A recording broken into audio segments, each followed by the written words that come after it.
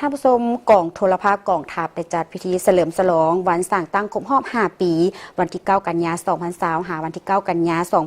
2025พิธีเฉลิมฉลองวันสร้างตั้งกองโทรภาพกองทัพครบรอบ5 ปีได้จัดขึ้นในวันที่ 20 ตุลาคม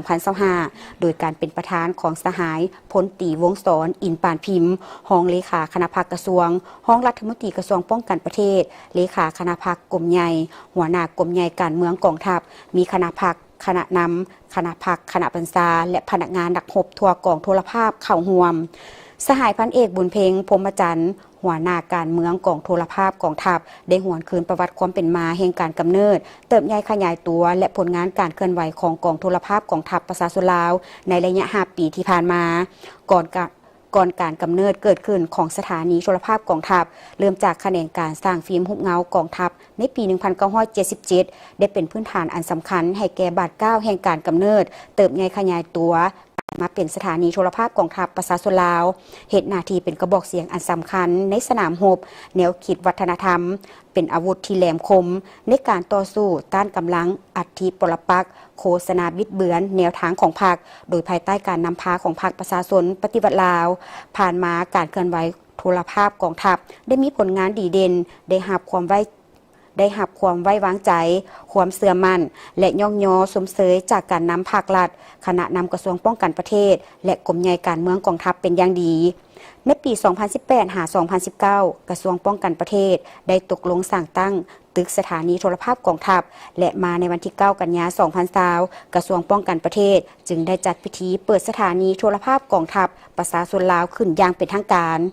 ในระยะ5 ปีแห่งการเติบใหญ่ขยายตัวของโทรภาพกองทัพคณะพรรคคณะบรรษา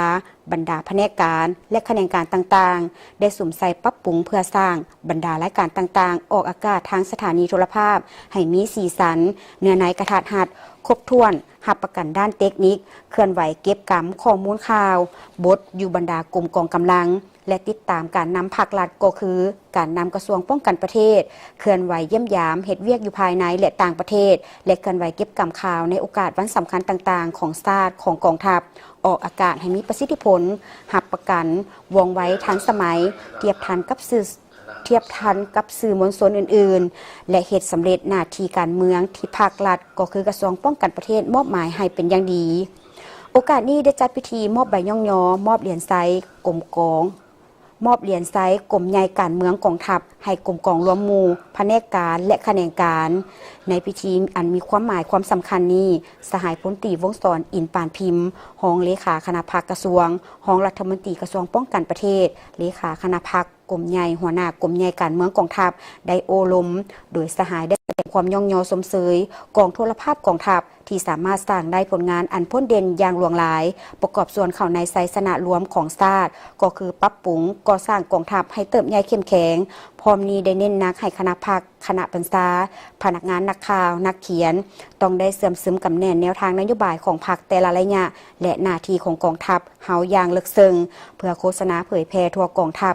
ทั่วปวงชนหับหู้เข้าใจและเป็นเอกภาพกับแนวทางของพรรควางออกทิศทางรวมของการก่อสร้างพัฒนากองทัพในระยะใหม่เอาใจใส่ก่อสร้างตนเองให้เข้มแข็งนักแน่นเป็นผู้ที่ไว้เนื้อเชื่อใจจงหักภักดีต่อพรรคเป็นหลักแรงในการปฏิบัติแนวทางนโยบายของพรรคภารกิจของการปฏิวัติเด็ดเดี่ยวตีต้านและทับม่างกลอุบายยุทธศาสตร์หันเปลี่ยนโดยสันติภาพศัตรูปกปักรักษาเอกราชอำนาจอธิปไตยและผืนแผ่นดินอันครบถ้วนของชาติไว้ให้มั่นคงและเห็นให้กรมกองมีความหนักแน่นเข้มแข็งและมีการพัฒนาดีขึ้น